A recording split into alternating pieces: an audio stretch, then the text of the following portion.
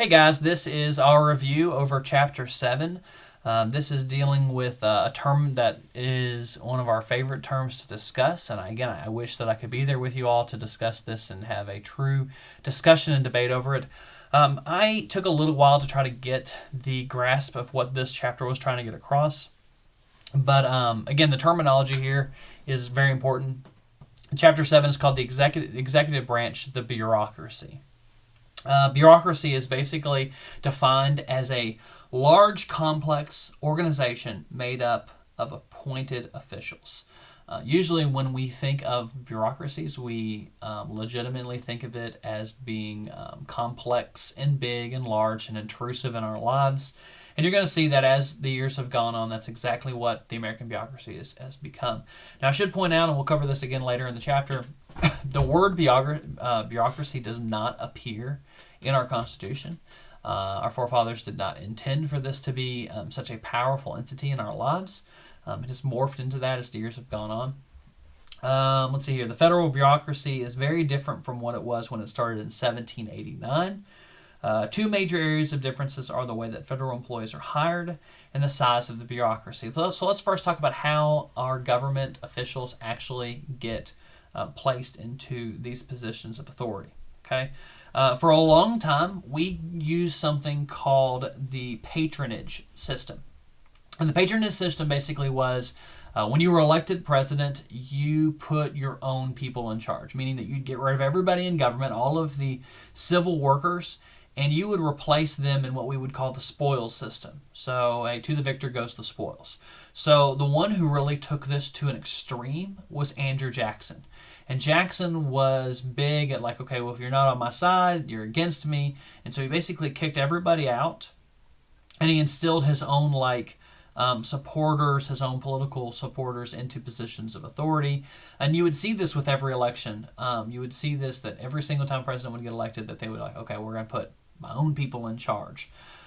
This was criticized by a lot of people. So during this time period, later in the 19th century, there were a lot of Americans that say, you know what, this isn't right. You're putting people into positions of authority, people who are not deserving of this job or who are not very qualified for this job. You're just putting them in it to basically make yourself stronger.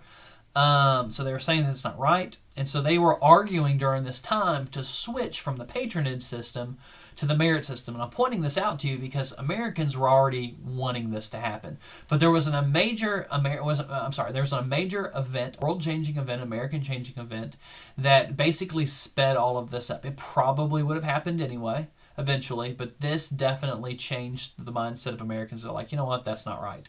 And that, of course, was the assassination of our president, James A. Garfield. James A. Garfield was shot. And the reason that he was shot was basically there was a job seeker, a guy who wanted to be given one of these patronage types of jobs. He was upset that he did not receive that job, and so he shot the president, he killed the president. Americans were outraged by this. They're like, how can we have a system that encourages this kind of behavior? So the patronage system was scrapped. When Chester Arthur became president, that was Garfield's vice president. When he became president, he supported the passage of the Pendleton Act in 1883, which basically changed that from being a patronage system to a merit system. So that's the first major change that's existed with the growth of our bureaucracy. But I did say that there were two of them. That was the first one. That, of course, is the size of the bureaucracy, and that's what most of this chapter actually deals with in Chapter 7. So let's point this out just to make it kind of give you some numbers to see how much our government has grown and changed over the years. So you look at the President of the United States. George Washington had a cabinet of 4 members. That was Knox, that was Alexander Hamilton, it was Thomas Jefferson, and it was Rudolph. He had 4 guys that were a part of his cabinet. Obviously, that looks much different than it was today. Again, of the members that served under Washington, the total officials and their employees totaled about 100. More people worked at George. Give you an example of this. More people worked on George Washington's home plantation than worked directly under him for the national government. Okay, he only had 100 employees, where he had more working back for him in his plantation back in Mount Vernon. So the entire executive branch was smaller than just his plantation. And most of those guys were really employed at the Treasury Department under the Secretary of Treasury under Alexander Hamilton. We see that this growth is going to change gradually over time, but I'm going to cite two specific areas, two specific events in American history that really sped up the growth of our government and bureaucracy. The first one, of course, is the Civil War. So after the Civil War, the federal government began to expand the kinds of activities it performs, and it makes sense because after the Civil War, you see this exertion. I mean, the whole reason the Civil War was fought was because you had, granted, the issue of slavery, but if you look more at the core of the principle of the dilemma, there is that you had states that were fighting for their individual way of ruling themselves. And so when the government was able to successfully put that rebellion down, you immediately see where the government was able to exert itself into more areas of control. And so again, I'll cite the first one as being the Civil War. That's where you start to see this major growth of the bureaucracy of the federal power. To give an example, the federal bureaucracy today employs about 2.8 million people and about 100 different agencies. So to give you an example, that's a pretty large number of people who are now working for the government. So to look back just a few hundred years back to old Washington and his 100 employees, and now to look at 2.8 who are working for the government, that's a pretty major difference. In the 1930s, during President Franklin D. Roosevelt's New Deal, this is the second major change. Now, the first one, of course, was the Civil War, okay, and the effect that it had on the growth of our government. The second one would be the New Deal. Now, I would argue that the New Deal was a result of people's panic over the Great Depression. Okay, so the Great Depression hits Americans. Americans begin to see or think that, okay, we need more government control, we need more government assistance. By the way, this is going to hit right on home here in just a minute, because right now we're all in our homes waiting for the government to solve the problems that are going on in our world today. So anyway, the Great Depression led to, of course, the election of Franklin D. Roosevelt. Franklin Roosevelt promised a New Deal. Now, he didn't know what that New Deal was. Nobody knew it was. In fact, his whole pitch was, well, you'll elect me and you'll find out what the New Deal is. Even the terminology New Deal comes from other presidencies, other promises that had been made.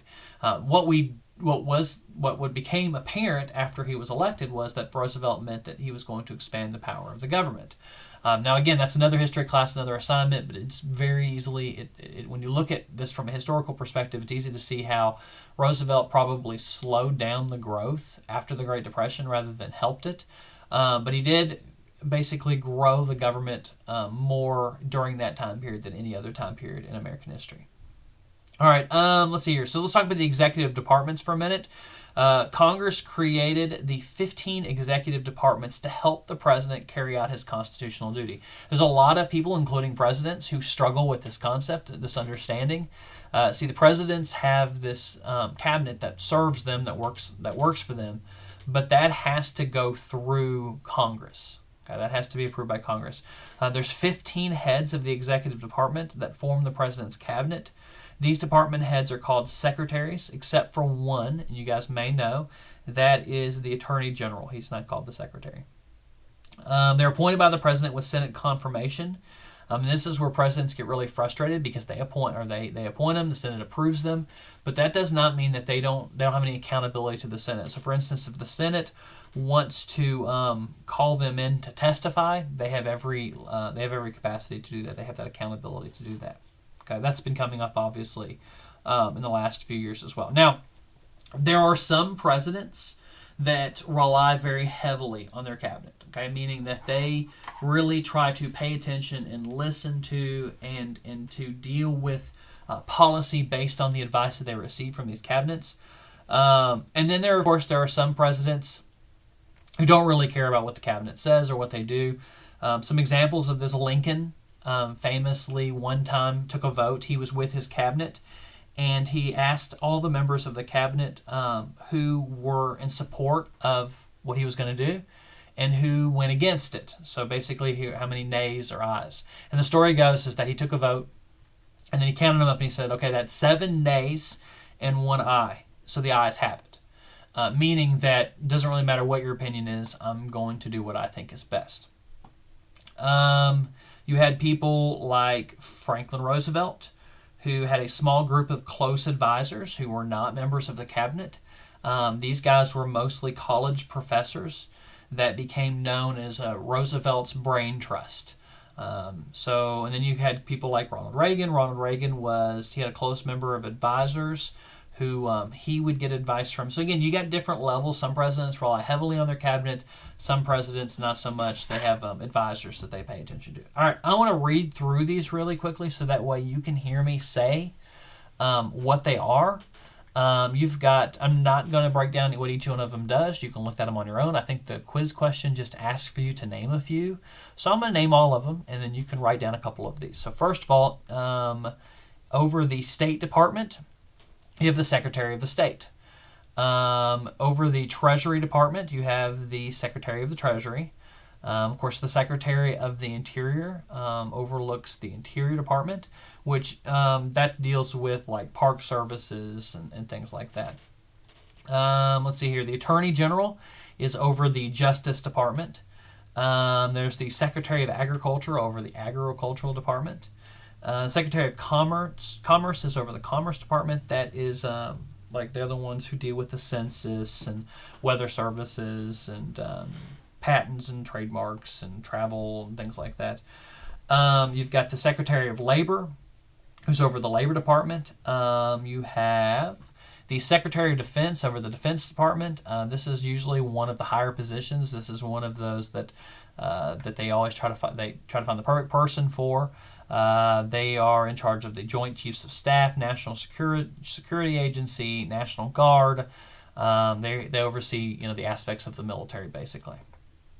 Over Health and Human Services, there's a secretary over that department.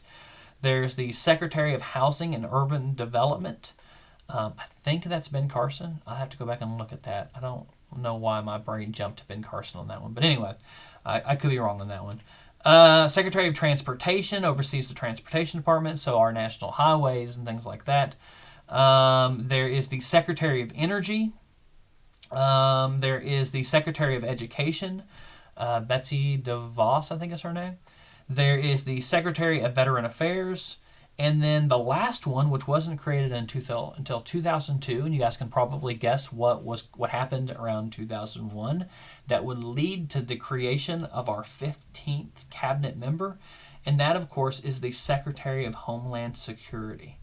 And this person oversees the Coast Guard, the Secret Service, U.S. Customs Services, basically all of our security, our Homeland Security needs and issues. Okay. Alrighty, let's see here. I wanted to cover this very quickly with you. So the second type of organization created by Congress is the independent agency. There are 2 types of independent agencies that you guys need to know. The first one is the executive agencies, the independent executive agencies. The second is the regulatory agencies. I don't need you to know everything about these, other than that they are organized and created by Congress. Independent agencies, these are agencies that tend to have a single function and report directly to the President of the United States. The best examples I can think of this are the Interstate Commerce Commission. I'm trying to think of another example. NASA is NASA, which is the National Aeronautics and Space Administration. That's under direct of an independent executive agency. Okay, and then you've got the other category, which is the regulatory commissions, and that includes things such as, I believe the IRS is in there, but let me double check on that one. Sorry, I thought I had a note on this. I'll have to go back and double check that, and you guys can look that up on your own as well. The main thing I want you to get about that though is that there are independent agencies, and that includes the executive agency and the regulatory commissions. Sorry, I'm not sick. I just can't. It's allergy season, so it's making me have a hard time talking, and I want to make sure I get all this right. Plus, I'm upstairs in the house, and everything's real dry up here. So that's why my nose is running now. All right. While Congress has erected a multitude of new offices to regulate the American people, there is no direct mention of a bureaucracy in the Constitution. And what I mean by that is that our founding fathers did not intend for this to be as large of a government. Now, you can make the argument that our government has expanded based on the growth of population, based on the need. But of course, another argument can be made, well, that doesn't change the fact that the government was still supposed to be limited in its power. Remember, our founding fathers separated all of our powers on purpose to limit the powers of the government, especially in the areas, for instance, of the executive power. It was never dreamed that that one person, a president, would have as much power as they do. Your book talks a lot about the problems with having such a large bureaucracy. For instance, the deficits that exist, the debt that exists in our country, the lack of freedom that people have. There's lots of issues when it comes to the growth of bureaucracy. Most people agree, both Republicans and Democrats, that something needs to be done about the widespread growth of bureaucracy. Now, there's basically three ways of looking at this, though. You've got people who say, okay, well, the bureaucracy's broken, but it really just needs to be fixed. Okay, so that's number one. They say, okay, you know what? It just needs to be reorganized. It needs to be restructured. Okay, so that's looking more at the problem and saying, okay, look, we need to reformulate how things are done. Okay, there are some, usually this is where you start leaning more into the more conservative camp. There are some who say, okay, well, the government itself, it just needs to be reduced. It needs to be pulled back. This is where you get people who are like, you know what? The government, we agree, it's too much. Just too much bureaucracy. It just needs to be scaled back. Okay, and that's going to be really hard to do now, by the way, because as you guys are seeing, like they're trying to approve $1 trillion spending plan to help deal with the coronavirus and all that stuff. The third one about dealing with this overgrown federal bureaucracy, which has been proposed by some, is basically almost a complete removal of the bureaucracy. This has been advocated, like I think some libertarians are out there who are like, well, you know what, we just need to do away with the bureaucracy. We need to get rid of the bureaucracy. We need a revival of federalism. So anyway, I just wanted to I don't even think there's a quiz question on that, but I wanted you to hear me say that. Now, before you go off and you're like, okay, well, you know, of course, Mr. Mincer, we know you're a conservative. Of course, you're against a large government. You're against a large bureaucracy. I want you to keep in mind, even presidents, like President Woodrow Wilson. Woodrow Wilson was a Democrat. He was no fan of small government. He was about as big government as you can get. Okay, even Wilson himself said very famously, the history of liberties is a history of limitation of government power, not the increase of it. Now, if Woodrow Wilson can say something like that, then I would agree. I would think that most of us agree, you know what, we don't need more government in our lives. Now, we might have disagreements on what that looks like or how that's fixed, but most of us agree, okay, we don't need more government control. All right, guys, that is all of Chapter 7. Depending on how this works, we may have to do a couple more of these quizzes and reviews. Again, I want to remind you one more time that you need to first watch these videos, respond by sending me an email. Now, you can send me an email that says, I've watched the review for chapters 5, 6, and 7, and send me one email. Or if you want to watch one individual video at a time and then email me saying, hey, I watched video 5, I watched video 6, you're going to receive a grade for all 3 regardless. So just by sending me an email and saying I've watched those videos, that's 3 homework grades. Okay. Now, those quizzes that I've provided, those are quiz grades, and you'll need to fill those out and email those to me as well. So my recommendation to you would be to download those, to fill in the answers, so type in the answers, and then email that back to me. If you want to print that out and then scan it and email it to me, that's fine, but it does need to be emailed back directly to my email account. All right, guys, you have until March the 20th to get this completed. If you have any questions, let me know. All right, praying for you guys. Have a great day.